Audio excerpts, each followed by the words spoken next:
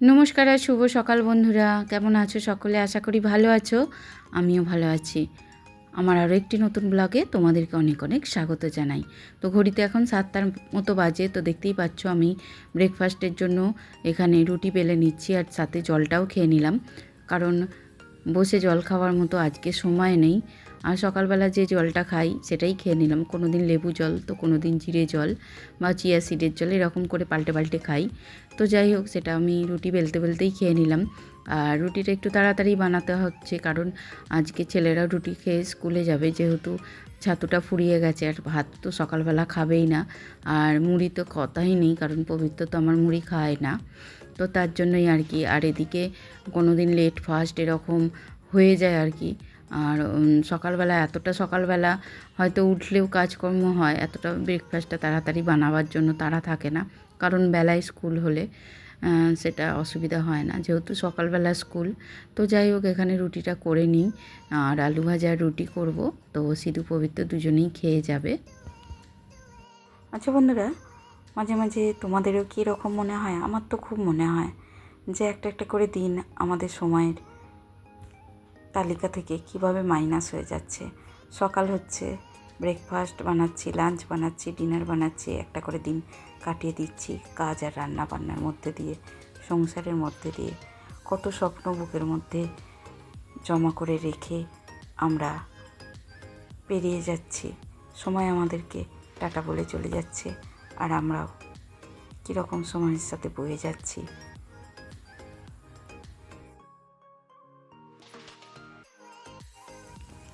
তো বন্ধুরা, আমার ওদিকে রুটি আলু ভাজা কমপ্লিট হয়ে গেছে।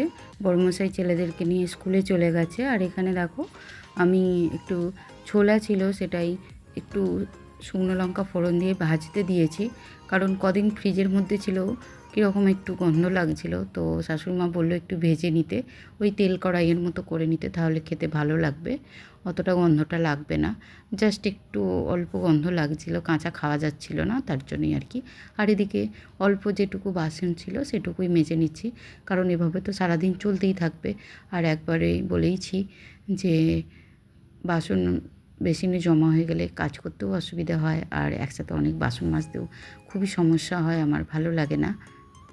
এমনই অনেক কিছু ভালো লাগা মন্দ লাগা নিয়ে আমরা জীবনের পথে এগিয়ে চলি। কিছু করার নেই, এটাই নিয়ম, এটাই সিস্টেম। সব ভালো লাগাও যেমন কাছে থাকে না, আবার সব মন্দ লাগাও কিন্তু দূরে ঠেলে ফেলে দিতে পারি না। ভালো আর মন্দকে দু হাতে ধরেই আমাদের কিন্তু এগিয়ে চলতে হয়, আর তবেই কিন্তু একটা সংসার সুন্দর থাকে, ঠিক থাকে। তো যাই হোক বন্ধুরা, এই গরমে কে কেমন আছো একটু জানিও কমেন্ট করে। তো খুবই বীভৎস গরম পড়েছে, যার জন্যই সরকারি স্কুলগুলো তো ছুটি পড়েই গেছে, আর ইংলিশ মিডিয়াম স্কুলগুলো এখনও 10-15 দিন স্কুল হবে। তো বাচ্চাদের খুবই কষ্ট, সাথে সবাইয়েরই কষ্ট, যারা বাইরে কাজ করে বা আমাদের মতো গৃহবধূরা, সকলেরই একটু কষ্ট হচ্ছে, কিছু করার নেই। তো যাই হোক, এখানে দেখো ছাদে চলে এসেছি। জিরে, মৌরি, ধনে, শুকনো লঙ্কা এগুলো একটু রোদে দিয়েছি, আর এই সময় একটু রোদের তাপ বেশি থাকে, তো এগুলো একটু রোদে দিয়ে গুঁড়ো করে নেব মিক্সারে। তো দেখা যাক কেমন কি হয়। তো এইভাবেই আমি মশলা করে রাখি, ঘরেতেই গুঁড়িয়ে রাখি। তো এতে কি হয়, মশলাটা একটু ফ্রেশ পাওয়া যায়, আর অনেক দিন আমার কাজ চলে যায়। তো বাইরের জিনিস যতটা কম ব্যবহার করা যায় আর কি চেষ্টা করি। তো মধ্যেখানে অনেক দিন করা হয়নি, লঙ্কা গুঁড়োটা অনেক দিনই ছিল, বাকি জিরে মৌরিগুলো ফুরিয়ে গেছিলো। তো বড়মশাইকে বললাম সবই একসাথে আনো, তো একটু 2-3 দিন রোদ দিয়ে, মানে রোদে দিয়ে তারপরেই আর কি গুঁড়ো করে নেবো। তো দেখো, ছাদ থেকে চলে এসেছি, ভাত বসিয়ে দিয়েছি এখানে, আর সবজিও কাটা হয়ে গেছে, মা সবজিটা কেটে দিয়েছে আজকে। তো পটল ভাজা হবে, ডিমের কারি হবে, আর 2 রকম আম দেখছি, একটাতে একটা মানে একটা বাটির আম ডালে দেবো, যেটাই কম আছে, আর যেটাই বেশি আছে ওটা কাঁচা খাওয়া হবে, বড়মশাই এনেছে। আর এখানে বাটিতে হিমচে শাক সেদ্ধ করতে দিয়েছি। তো ভাতের দেখো ফুট ধরে গেছে, বেশি টাইম লাগে না ভাতটা হতে। আর এদিকে ভাতও নামিয়ে দিয়েছি, দিয়ে এখানে দেখো ডালটা সেদ্ধ করতে দিলাম। তো ওদিকে ডালটা সেদ্ধ করতে দিয়ে আমি গ্যাসটা একটু মুছে নিলাম, কারণ কি বলো তো, ভাত হয়েছিল, মানে মুছে নেব আর কি, ভাত হয়েছিল তো সমরি, তার জন্যই আর কি প্রতিদিনই এটা করি। ভাত হয়ে গেলে তারপরেই আর কি গ্যাসটা মুছে আবারও যা তরকারিপত্র করা সেটা করি। আর শীতকাল হলে কি হয়, প্রথমে ডাল তরকারি করে নিই, তারপরে শেষে ভাতটা করি, যাতে ভাতটা গরমও থাকে আর গ্যাসটা আমাকে ডবল করে মুছতেও হয় না। তো এদিকে দেখো বন্ধুরা, আমি চপারে যে হ্যান্ড চপারটা আছে সেটাতে একটু রসুন, পেঁয়াজ আর টমেটো, কাঁচা লঙ্কা একসাথে দেবো, দিয়ে একটুখানি মিহি করে চপ করে নেব, যাতে ডিমের কারিটা বেশ একটু গ্রেভি হয়, ভালো হয় খেতে, তার জন্যই আর কি। তো এইটুকু জিনিস আর মিক্সার গ্রাইন্ডারে দিলাম না, এই হ্যান্ড চপারটা কিনে কিন্তু খুবই সুবিধা হয়েছে। এটাতে এরকম ডিমের কারি বা মাছের ঝাল করার জন্য যে অল্প করে মশলাগুলোকে একটু মিহি পেস্ট করার দরকার পড়ে, মানে পেস্ট মানে চপ করার দরকার পড়ে, তো খুবই সুন্দর এটা হয়ে যায়, বেশি মেহনত করতে লাগে না। তো কটা পটল এখানে ভেজে নিচ্ছি, তারপরে এই ডিমের কারিটা করে নেবো। আর এখানে তো ডালটা হচ্ছে, আর এখন তো রেগুলারই একটু টক ডাল করছি, কারণ টক ডাল ছাড়া যেন আর কিছু ভালোই লাগছে না। আর শাশুড়ি মা আমার বড় মশাইয়ের তো একদম ফেভারিট টক ডাল, তো মন্দ লাগছে না, ছেলেরাও খেয়ে নেয়। তো এখানে দেখো আমি ডিমগুলো সেদ্ধ হয়ে গেছে, সেগুলোকেই ছাড়িয়ে নিচ্ছি, তারপর একটু নুন, হলুদ, লঙ্কা গুঁড়ো মাখিয়ে নেব। আর সংসারে অনেক নিয়ম, জানো তো বন্ধুরা, সংসারে থাকতে গেলে অনেক কিছু নিয়ম মানতে হয়, যেগুলোর কোনো লজিক থাকে না, কিন্তু আমাদের মানতে হয়। মনের মধ্যে একটা ভয় বা দ্বিধাদ্বন্দ্ব কাজ করে, যদি এইটা না মানি, যদি কিছু হয় বা এটা করলাম না বলে এটা হলো, এরকম মনের মধ্যে নানা রকম দ্বিধাদ্বন্দ্ব চলতে থাকে। তার জন্যই আর কি সংসারে অনেক অবাঞ্ছিত নিয়মগুলোকেও আমাদের মেনে নিতে হয়, কারণ কাকতালীয়ভাবে যদি কিছু অঘটন ঘটে তখন কিন্তু নিজেকে ক্ষমা করাও যায় না, আর সেই সিচুয়েশানটা থেকে বেরিয়ে আসা যায় না। আমাদের এই সংসারটা বন্ধুরা, সকলেরই সংসারের কথা বলছি, যেমন সরল তেমনই জটিল। সরল কখন থাকে বলো তো, যখন সংসারের প্রতিটা মানুষ কিন্তু একই নিয়মে চলতে পারে। আর জটিল কখন হয়? জটিল তখনই হয় বন্ধুরা, যখন দেখবে সংসারের যে কোনো একজন সদস্যের উপর সমস্ত দায়িত্ব, কর্তব্য, কর্মের প্রেশারটা থাকে, অথচ বাড়ির আরও যে সমস্ত সদস্য আছে তারা কিন্তু সব ব্যাপারেই উদাসীন হয়ে থাকে। ঘুম ভাঙলো তো বন্ধুরা, চলতেই থাকে এই রান্নাবান্নার পর্ব। প্রথমে ব্রেকফাস্ট, তারপরে লাঞ্চ, তারপরে কাজ, আবার কিছুটা রেস্ট, আবার রাতে ডিনার। মানছি, যারা আমরা গৃহবধূ, আমরা আমাদের কথাই বলি, কিন্তু বাইরে যারা আমাদের স্বামীরা, বাবা, দাদা, যে কোনো পুরুষ মানুষই হোক না কেন, তারাও বাইরে কাজ করে, তাদের কিন্তু কষ্টটা কম হয় না, বরঞ্চ এখন তো দেখছি বেশি কষ্ট হয়। এই প্রচণ্ড রোদে তাদেরকে যাতায়াত করতে হয়। আমরা বাড়িতে তবু একটু কষ্ট হলেও ফ্যান চালিয়ে বসে একটু রিল্যাক্স করতে পারি, একটা টাইম কাজ থাকে, তারপর কিছুটা হলেও আরাম থাকে। তাদের কিন্তু সব সময় ডিউটি করে যেতেই হয়। আমাদের তবুও এক এক দিন রান্নার পরিমাণ একটুখানি কম করলাম, তবু আমরা ফ্রি হতে পারি, বা কোনো একটা কাজকে স্কিপ করে দিলাম, আরাম করতে পারি।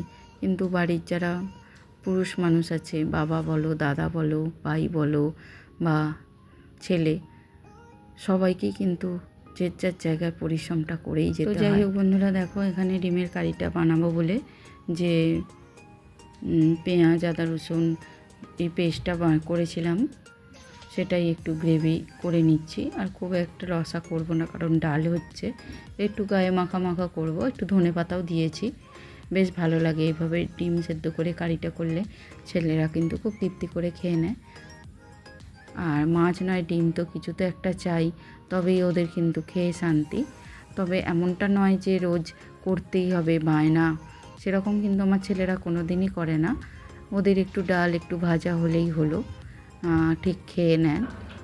আজকালকার কিন্তু বাচ্চাদের ভীষণই বায়না থাকে আর জেদও থাকে, কারণ তারা অভাবটা কী জিনিস জানে না, তাই হাতের কাছে তারা যা চায় সঙ্গে সঙ্গে হাতের কাছে পেয়ে যায়। তো এইভাবে তাদের একটা মনের প্রভাবও তৈরি হয় যে যেটা চাইবো সেটাই পাবো। তবে আমি দেখেছি আমার ছেলেদের ক্ষেত্রে এই স্বভাবটা কিন্তু এখনো পর্যন্ত হয়নি, জানি না ভবিষ্যতে কী হবে।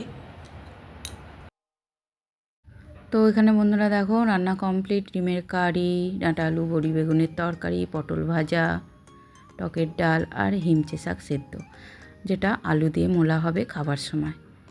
তো মেনুটা খারাপ হবে না, তাই না? টকের ডালের সাথে ডিমের কারি তো দারুণ জমে। আর এখানে দেখো একটু শরবত বানাচ্ছি, লেবু আর বিট নুন দিয়ে বানাবো, কারণ সিধু স্কুলে গেছে, ওর বাবা দিতে আসবে, তো ওদের জন্যই একটুখানি বানাচ্ছি। পবিত্র আছে, তো তিনজনের জন্য একটুখানি শরবত বানিয়ে দিচ্ছি। আর এই গরমকালে রোদ থেকে এলে একটুখানি ঠান্ডা জল আর একটু শরবত পেলে কিন্তু তবেই প্রাণটা একটু জোড়ায়।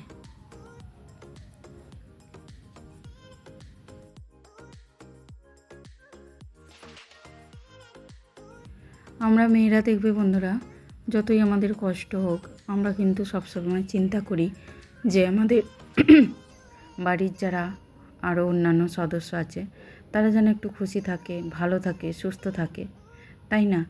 তাই এক গ্লাস শরবত বানিয়ে নিজে খাওয়ার ইচ্ছা করলেও কিন্তু নিজে কোনো দিনই খাই না, কিন্তু বাইরে ছেলে স্বামী যখন থাকে তখন কিন্তু মনটা ছটফট করে, না একটু তাদের জন্য কিছু বানিয়ে রাখি, যাতে তারা এসে একটু জল খেয়ে তাদের একটু হলেও কষ্টটা কম হয় বা শরীরটা ঠিক থাকে।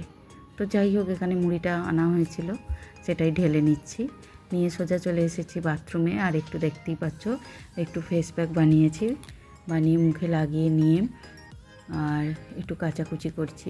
তো সকালবেলাও যখন দেখছিলে ব্রেকফাস্ট করছিলাম, সকালের যে জলটা খাই সেটা কিন্তু আমি কাজ করতে করতেই খাচ্ছিলাম। আজকেও ফেস প্যাকটা মেখে আমি বসার টাইম পাইনি, ভাবলাম বসলেই দেরি হয়ে যাবে, তো এটাকে মেখেই আমি বাথরুমটা জামা কাপড়গুলো কেচে নিচ্ছিলাম, যাতে কাজটাও এগিয়ে যাবে আর আমার ফেস প্যাকটাও শুকিয়ে যাবে। তো এভাবেই আমাদেরকে মেয়েদেরকে সব দিক সামলে, সব দিক বজায় রেখেই নিজেকে নিয়ে ভাবতে হয়। তবুও ভাবা দরকার, সবার জন্য ভাবার পরও নিজেকে নিয়েও একটু ভাবা দরকার, নাহলে কিন্তু কোথাও না কোথাও একটু হলেও আমরা কিন্তু অনেক ক্লান্ত হয়ে পড়ি। আর আমরা মেয়েরা, আমাদেরকে কিন্তু সেভাবে কেয়ার নেওয়ার মতো বা সেভাবে আমাদেরকে ভালো মন্দ বলার মতো কিন্তু সংসারে লোক সংখ্যা কমই থাকে, কারণ আমাদেরকেই সার্ভিস দিয়ে যেতে হয়, আমাদের জন্য কেউ কিন্তু সার্ভিস দেয় না, দিলেও সেটা খুবই কম। তো যাই হোক, এখানে কাচাকুচিটা করে নিয়ে তারপরে আর কি স্নান করব।